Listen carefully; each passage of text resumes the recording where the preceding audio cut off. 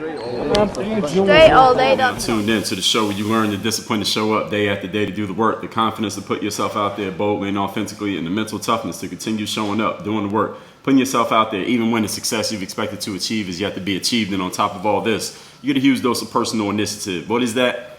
That's the go-getter energy that moves you, me, anyone else out there to go and make things happen instead of waiting for things to happen. We put all this together in one bundle, one package, one mindset, one method, one philosophy, one show, one masterclass. It is this one right here that is called Work on Your Game. My name is Dre Baldwin, also known as Dre All Day. If you didn't know, welcome to the show. Today's topic is how to say yes to life. Saying yes to life. I mean, doesn't it just feel fun to say yes? It's more fun to say yes to life than it is to say no to life. Because when you say no, you're keeping yourself where you are. You're maintaining the status quo. It may be allowing you, on some level, it may be good because it allows you to stay focused on what you're focused on. But when you say yes to life, you're opening yourself up to possibilities. This masterclass is about exactly that. Opening yourself up to the possibilities that life is offering you that you are either at this moment unaware of, or you just haven't been paying attention to for whatever reason, or maybe you are completely aware of them, but for whatever reason you just decided to not partake. But today I'm going to encourage you to say yes more often to life. Doesn't mean you got to say yes to everything, but to say yes more often. Approach life with a yes mindset until you get to the point where you got so much going on that you want to be going on. You got so much of the things that you want happening in your life that you got to say no because you just can't fit anything else in. If you're not in that position yet, that everything that's going on in your life are all things that you want, and you got to say no to everything else simply because your hands are too full with what you actually want, then you need to be saying yes more often. So take notes of what I'm going to talk about here today. Again, the topic is how to say yes to life. Let's get right into our first point. Number one, do new things. If you want to say yes to life more often, see, I'm not telling you what to think to say yes to life. I'm telling you the things that you actually would do. And when you're doing new things, you're saying yes to life. You're getting involved in maybe a new activity. You're trying out a new hobby. Maybe you're building a new habit. You're going and exploring something just to see how it goes for you. See how you might like it or not like it. Have you ever found yourself saying that you didn't like something, or you weren't interested in something and you didn't really quite even know what it was? You hadn't done it before. You had not even you hadn't been involved in it at all yet, but you were already saying you didn't like it, or you didn't want to, or was something you weren't quite interested in. Now, again, there are times where you're not going to be interested in stuff. You're not interested, you're not interested. But if you want to say yes to life, one of the things you got to do is actually do something different from what you've always been doing. Doing something new is a yes. It's you saying, yes, I will try this out. Yes, I'll taste this food at the restaurant that I'm not quite sure what it is. I can't even pronounce it. Yes, I will listen to what you had to say, and I'll listen to your sales pitch and see what you're talking about. Doesn't mean I'm going to buy it, but I'll listen to what you have to say. Doing new things. You don't have to say yes to stuff that you've already said yes to. So you don't have to say yes to stuff that you've already said yes to, all right, because you're already doing it. This whole concept of saying yes is about doing things that you haven't done up to this point. This is saying yes to things that you haven't done before, things that you haven't said yes to, things that you have already said no to, and things that you haven't even been asked the question yet for you to even say yes or no, because maybe you didn't even know that it existed. So now someone's bringing it to you. You're like, oh, I never thought of that. I never considered it. I never heard of this individual. I never heard of this food. I never considered taking this angle towards achieving what I want to achieve, or doing this thing that you have going on, but you're asking me to get involved. All right, I'll give it a shot. Again, saying yes and doing new things, this first principle, does not mean that you're going to adjust your whole life and just change directions every time you come across a new idea, or somebody presents to you something different from what you've already been doing, or somebody has some novel suggestion or opinion on how you should be doing things. Doesn't mean you're going to change your life every single time somebody comes to you with something. What it means is just being open enough to take a look at it, to listen to it, to take a walk in the shoes of a different type of situation. That's all this is. This is about this first point here. So the question is, how often are you trying new things? When's the last time you tried something new? Whether that be something new in terms of which direction you drive when you go to work, in terms of who you talk to based on the way that they approach you, in terms of something that you're doing on the internet, in terms of the way that you create your content, if you happen to be a content creator, or the angle from which you approach what you're doing, or the way that you respond to people who come to you with questions and requests for your time? When's the last time you just did something new? How often are you doing new things? When's the last time you did something new that you can remember, that you can point out right now? Again, it could be in the way that you think, the way that you talk, in the things that you do, and the people with whom you associate. How often are you trying something new? How open are you to even considering something that is not within your normal comfort zone? How open are you to, if someone comes to you with something new, that you would at least play around with it in your mind, if nothing more, just to consider how that would make sense? Are you even open to that? If someone was to come to you with that, would you even listen?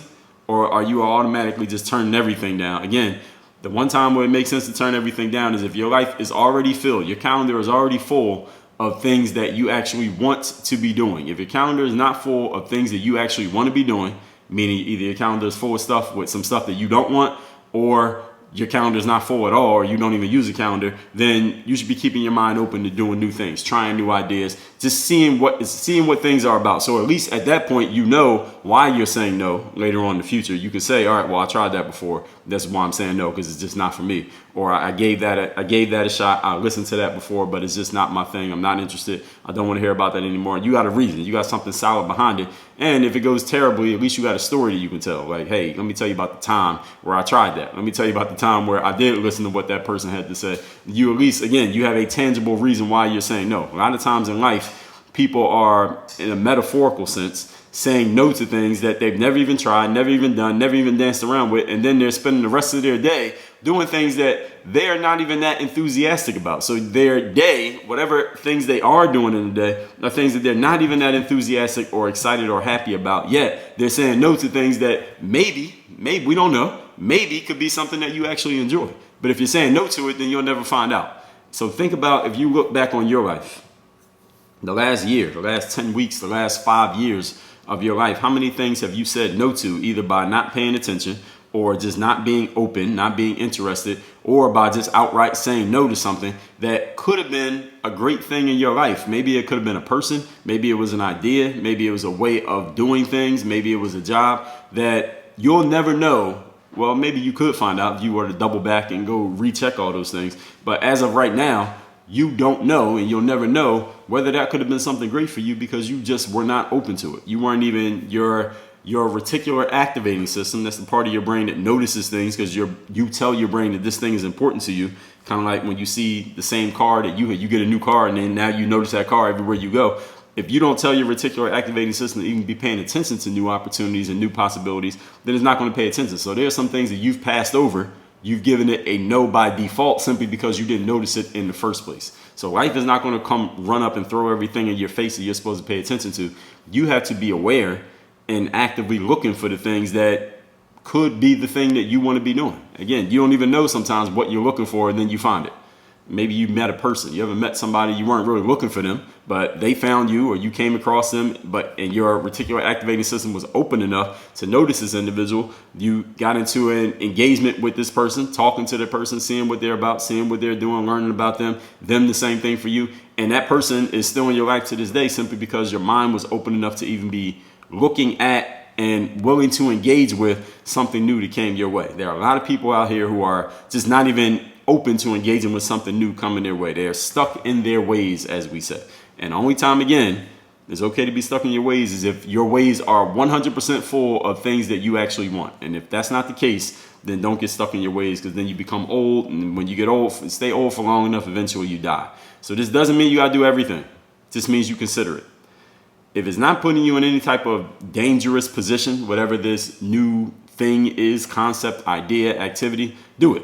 I mean, you may end up enjoying it. And if you don't enjoy it, then as I said, you have a real reason to say no next time, and a story about doing something that you didn't like. So you win no matter what the outcome. All right. So I told you about being a great storyteller. And let me tell you what masterclass that was. That was number 1418. Why, how, and why you must become a great storyteller in your life. So if you go through something terrible that you opened your mind to and said, all right, I'll give this a shot, and it ends up being a complete waste of time, completely useless. Well, it's not a waste of time because you got a story out of it. You get a story out of something, it's not a waste of time. You got the story. And that story, you can use that story over and over and over again for the rest of your life, anytime something around that subject comes up. So you got some benefit out of it if it goes terribly, and if it goes great, then you got that story as well and you got something beneficial, something new that is in your life. So you win no matter what the outcome. Point number 2. Today's topic is how to say yes to life. These are actions that you can take that are metaphorical yeses that you are giving to life when life is presenting you with possibilities. Number 2, take risks. But these are risks that are not actually risk. You may call them risk. You may categorize them or feel emotionally as if what you're doing is a risk, but it's actually not. And here's why. When you're doing things that are new, things that you're not used to, things that are outside of your comfort zone, they may feel like risks to you simply because you've avoided or shunned or just not paid attention to them for so long that it feels scary to step outside of your normal routines and do something different. So it feels risky to go take a completely different route to work, or to talk to a person that you never talked to before, or to try something that you never tried before, or to do something new because you feel like you're too old to even try and do anything new. It feels like it's a risk, but it's not actually a risk because, I mean, what danger is going to befall you just by trying something new, by doing something different? If you can't point out any clear and present danger, then you're not actually at risk at all. Now, the only risk is that your comfort zone and your normal mode of operation may be disrupted and disturbed. If you consider that a risk, okay, but that's not actually a risk. Like, there's no danger that's going to befall you. Again, they only feel like that because you've been away from things for so long. And this is what we do to ourselves as human beings. When we get into our routines and we do certain things certain ways all the time, any break in that routine, any break in the way that we do things, any break in the ways that we are set in feels like we feel fear, we feel the trepidation, we feel some anxiety simply because we're breaking our habits. And human beings, as creatures of habit, it doesn't mean there's anything wrong with you when this happens. It means you're human. All right. So next time you try something different that steps you outside of your routine and you feel a little bit of anxiety, you can breathe a sigh of relief and remind yourself, okay, the fact that I'm feeling this anxiety is verification that I am still human, just in case you might think you might have fell out of humanity. All right, they only feel that way because you haven't done it before. But there's no real danger involved in engaging with something new. All you had to do is shake off the cobwebs that may be covering the do new things department of your mind. All right, that do new things department of your mind right now may have a serious vacancy. All right, there's nobody working there. There's no administrator at the front desk. There's no manager. There are no employees. There's no maintenance person. So it's really dusty and moldy over in that area of your life simply because you don't have anything going on. You haven't done anything new in a very long time. Somebody who's listening to me right now knows that I'm talking directly to you. The danger is in the fact that you're looking at that do new things department and you see how dark and dusty it is. There might be some spiders over there who've grown nice healthy webs. There may be some raccoons who moved into that department, moved into the attic of your mind. Some roaches, some rats, who knows? We don't know what's going on over there because nobody's paid attention to it for so long. So it feels scary that way only because of the darkness and the dust. But if you go clean it off or go hire somebody to clean it, if you don't want to clean it yourself, you'll see that there's really nothing there for you to be afraid of. It's just an area that needs to have some light shown on it. You shine some light on it and it's going to look like any other empty room. All right, now you can put some furniture in there. Now you can move some people in. Now you can get some employees working in there. Don't let your do new things department of your mind not have anybody working there, because again, that's how you get set in your ways. And the quicker you get set in your ways, the sooner you start going towards the descending action of your life. You start going downhill. When you get to the bottom of that hill, you know what happens next. Point number 3. Today's topic is how to say yes to life. Regain or remember your mental flexibility. In masterclass number 734, the topic was keeping all your opinions flexible. And the argument I made in that masterclass was that any opinion that you have, your opinion is based on experience that you have and information that you have. It's based on whatever information you have gathered and whatever experience you have gone through. But the thing is, in life, we're always getting new information. We learn new things. We talk to new people, and we're always getting new experiences. Why? Because we're doing new things. We're going through life. We're coming across people who have experiences different from ours. So when we engage and interact with those people, now we get a new experiences by dealing with that person. So a little bit of their experience rubs off on us. Just like when someone meets you, a little bit of your experience rubs off on them. And just the fact that you engaged and interacted with another person, that in itself is an experience. So every single day you are getting new experiences. Even if you're doing the same thing you did yesterday, it may go differently today than it went the day before. So every day your experience is expanding, and hopefully, and I would assume if you're listening to me right now, you're a type of person who is open to learning new information. You are open to expanding your thought process and expanding your knowledge base, especially in your area of expertise, which means I'm just going to assume with the second one assumption, let's just assume that one to be true. The experience part is going to be true no matter what. If you're alive, you're getting new experiences, or you're expanding your experience every day. You may get a whole lot of the same experience over and over again, but your experience is never the same from day to day, because every day you add more to that experience. You get it? So I'm going to assume that you're both expanding your experiences every day by default, just by being alive. And you're a person who is getting new information on a consistent basis, because you read, you listen, you're listening to me right now. You're getting new information and new ways of considering maybe the same information. There may be information you thought you knew, and then you hear somebody talk about it and you're like, okay, well, I knew about that, but I never considered it from that angle. So it's just the way that you look at information, the way you consider and use information, and the fact that you may be getting completely different information. When you combine new information and new experiences, that equation alone should change several of your opinions on a consistent basis. So your opinion should never stay static, because again, you got a new experience, you got some new information. Wouldn't that change your opinion? Or if your opinion is, I had told this before, that one of my opinions, it wasn't even an opinion, it was kind of a belief that, and opinions and beliefs, sometimes they become interchangeable with people. They get a certain opinion about something that is based on a small amount of experience and a small amount of information. Then it becomes a belief. Like, I'm not willing to change it because this is just how I feel. And that's a foolishness. So we'll talk about that in a different masterclass. I used to have the opinion turned belief that running or doing any type of physical movement outside on concrete was really bad for my body. So when I was playing basketball, I would never do anything on concrete. I would not run outside on concrete. If I ran, I would only run on the treadmill, or I would run on the sand on the beach in Miami Beach, or I would play basketball on an indoor basketball court. Those are the only things I would do that had put impact on my knees, because I thought concrete would just destroy my knees. So I wouldn't play basketball outside on concrete. I wouldn't run outside on concrete. So then, after I stopped playing basketball in 2015, I wanted to get some exercise, but I didn't want to play basketball. And the only thing I could think of doing was go to do some running on the treadmill, but I didn't want to run on the treadmill because it was boring and the weather was nice outside. So I was like, all right, why don't I just give it a try to go run outside on concrete? I know this is going to tear my knees up, but if I only do it one time, it's not like it's going to destroy my knees for life. I'll learn from this one time, and if it makes my knees feel terrible, and I'll just never do it again. But at least I'll know that I gave it a shot. So what was I doing? I was giving you point number one: do new things. Or this was new to me. So I went and ran outside, and it didn't feel too bad. My knees didn't hurt at all, actually. It actually felt better after that run than my knees usually felt after playing a game of basketball or going through a basketball workout. I said, that's interesting. Maybe it's just because I haven't played in a while. So let me try it again, because I know the concrete is going to mess up my knees. Because remember, this is not an opinion. This was a belief that I had. So then I ran again outside, and again and again. And I kept running outside, and my knees didn't really bother me at all after all this running. I went and ran a marathon, and the knees didn't bother me. And all the training I did before the marathon, my knees weren't really bothering me. I would still put ice on my knees and all of that. You would feel a little bit of soreness, but I used to feel much more soreness in my knees after a day of basketball workouts than I did after any of these runs that I was doing. So what I came to understand, which allowed me to delete one of my false beliefs that was based on I don't know how I formed this opinion, that it wasn't concrete that was messing up my knees.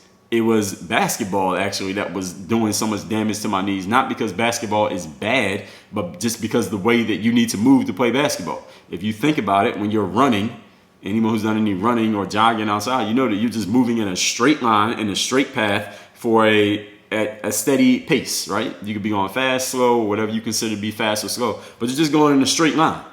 So if your knees are in pretty good shape, they shouldn't have a problem just taking you in a straight line. But if you think about a basketball game, if you've ever played, or just think about how basketball players move, not only are you running in a straight line, but you also have to stop. So all your momentum, you have to stop, put a whole bunch of force on your joints to stop yourself, turn and go in the opposite direction, or go to the side, to the left, or go to the side, to the right. Then you have to jump. then you're landing and you're putting force on your knees when you land. Then you have people who you may be bumping into and you have to maneuver around, all while you're moving with a basketball or trying to get towards a basketball. So there's a whole lot of different movements that you're putting on your body, a whole lot of different forces you're putting on your body when you play basketball. And that makes sense why the knees are so important for basketball players. So when you have a basketball player having bad knees, it usually severely cramps their ability to play basketball, and maybe even takes them out of the game completely. So what I found out was, and I'm still talking about the masterclass number 734 that I referred you to here. We're still on point number 3, that you got to keep your opinions flexible, because you may have an opinion that is based on faulty information, that is based on a lack of experience, but because you have a little bit of information and a little bit of experience, you may think you have all you need. But again, if you're living, you're always getting new experiences, so it makes no sense for you to allow your opinions to harden into beliefs when they may be based on bullshit, like mine was. So the definition of flexibility, we're still on point number 3 here, which is regaining or remembering your flexibility. Definition of flexibility is the quality of bending easily without breaking. Moving around your normal ways and your normal ways of moving and seeing new things without losing the essence of who you truly are. That's what I mean by being flexible. That's what it means. Moving around the way that you normally move around. I'm not telling you got to change your whole life, but when you see new things, you come across new information, you meet new people, you ask questions, you hear things you haven't heard before, you hear things in a different way from how you heard them before, you could do all of that and allow yourself to expand mentally, to be flexible mentally, meaning I'm willing to change my opinion on this. I'm willing to change the way I see this. I'm willing to do things a little bit differently while still maintaining the essence of who you are as a person. That's flexibility. Now, while that sounds like a very simple idea, how many people do you know who are very, very inflexible? They are not willing to change. They are not willing to change their beliefs. They're not willing to change their opinions. They have some hardened beliefs that are based on it doesn't even make sense. They have these beliefs that if you just logically look at their belief, you're like, this doesn't make sense because A, B, and C. And if you said this to them, they couldn't argue back against you. They would just say, well, yeah, I heard you, but no, I still have my belief. You know anybody who fits that description? I'm sure you do. Maybe you fit that description if you're able to look at yourself in the mirror honestly.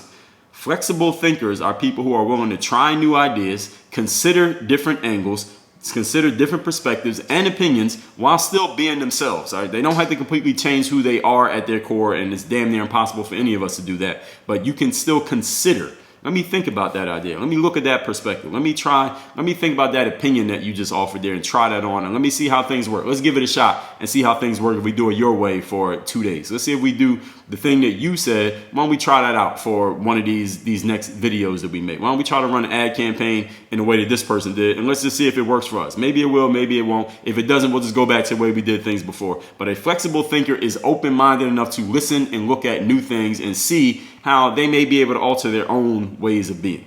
Flexible thinkers stay true to themselves, but that doesn't mean that they demand everybody else stay the same around them or that everyone else conform to their beliefs and their opinions and their ways of doing things. Flexible people are able to say yes to life because they understand logically and emotionally that there are possibilities and opportunities out there that they just don't know about or have not yet fully taken advantage of. The reason why any flexible thinker can accept that belief is because the world is too big for all of us to experience everything. All right, nobody out here, I don't care how many stamps you have in your passport, how many people you know, how many books you read, how many podcasts you listen to, how many fill in the blank that you have been involved in your life, okay? Nobody's going to experience everything that the world has to offer. I don't care how long you live, how smart you are, and how many, you can have your own private plane with a chauffeur and everything, pilot, a car with a chauffeur.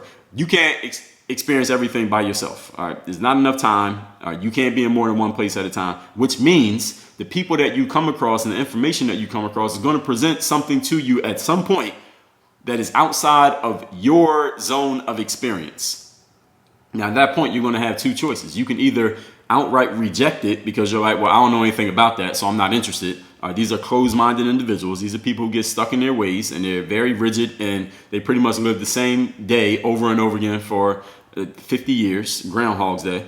Or you can say, you know what, let me open myself up to that because you may not consciously have ever thought about it the way that I explained it, but you inherently understand, okay, every person that I come across has some experience, at least some experience that I don't have. Now, maybe it will be useful to you. Maybe it will be completely useless to you, but you're at least open to seeing, all right, what can I get out of this interaction with this person that would expand my horizons? A flexible thinker understands this without even having to explain it, or maybe not even able to explain it, but they understand it. The world is too large for any of us to experience everything. So we have no choice but to be flexible, to get as much out of the world as we can while we can. And we have to get some of that through other people. That's why we listen to podcasts and watch videos and read books and watch documentaries. Why? Because we know that there are people out there who are seeing things and doing things and knowing things that we don't. And we will never be able to do all the things these other people do. There's this guy I follow on Instagram. His name is Paul Nicklin. He is a photographer for National Geographic. He's one of the few people I follow on Instagram who I do not actually know in person, haven't met in person.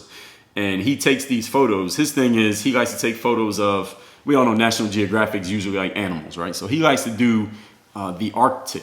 So he goes to these really cold places and he takes pictures of narwhals and seals and penguins and polar bears and glaciers and ice caps and shit like that. I'm not into none of that. Now, I live in Miami because I like it hot. But I'll look at his photos because that's the closest that I'm going to get to being in the Arctic. All right, if I want to see some seals and penguins, I'll fire up Instagram and look up Paul's account because I know he's going to have some great photos. But I'm not trying to go to Antarctica. All right, he is. If he wants some pictures of Miami, then he can look at my Instagram. But I understand that I'm not going to get all that experience because I don't want to. And even if I wanted to, I may not ever be able to make it happen. I got other things going on in my life. So this is why we got to be flexible enough to look at what other people are doing and we can get some experience, knowledge, etc., opinions, beliefs, etc. through other people because, again, you can only be in one place at a time. And no matter how smart you are, there's only so much we can take in at once on our own. So let's recap today's topic, which is how to say yes to life. This is about opening yourself to possibilities that you were either unaware of or hadn't been paying attention to simply because maybe you didn't know about them. Number one, do new things. You don't have to say yes to things that you already said yes to. You already said yes to them. So this is the concept of saying yes to things that you haven't been doing up to this point. The questions are, how often are you trying new things? How open are you considering things that are not in your comfort zone? Doesn't mean you got to do everything that you're proposed. It means you at least consider them. And if you say no, have a good reason to say no. If you don't have a good reason to say no, maybe give it a shot one time just to see what it's like. And if it's terrible, you at least got a story you could tell out of it. Number two, take risks. They're not really risks, though. They may feel like risks to you, though, emotionally, because you have not done them before or avoided them for so long that it feels scary to step outside of your comfort zone. But if you shake off the cobwebs that are covering the do new things department of your mind, it only seems scary because there's no light shining in there. You shine some light in there and you can see there's nothing but an empty room. Number three, regain and remember your flexibility. The definition of flexibility is the quality of bending easily without breaking, moving around in your normal ways, seeing new things without losing the true essence of who you are. So still being you, but at the same time being open enough to make some adjustments to you because none of us is ever a finished product. A flexible thinker can try things, consider different ideas, perspectives, and opinions while still being themselves and staying true to themselves. Being true to yourself does not mean that everything in the world has to conform to being just like you. All right, flexible people are able to say yes to life because they know that there are possibilities and opportunities out there that they simply are not privy to, because we can only be in one place at a time. There's only so much knowledge that any one of us can take in on our own. So we get it through other people, other places, other experiences. And the world is so big that none of us will ever experience all of it on our own. It's impossible. So we have no choice but to be flexible individuals and get as much out of this world as we can while we can. If you're not a flexible individual, you will not, first of all, you're not willing to bend with what's going on in the world, which means eventually the wind will blow hard enough and the world will break your ass. Work on your game. Dre all day.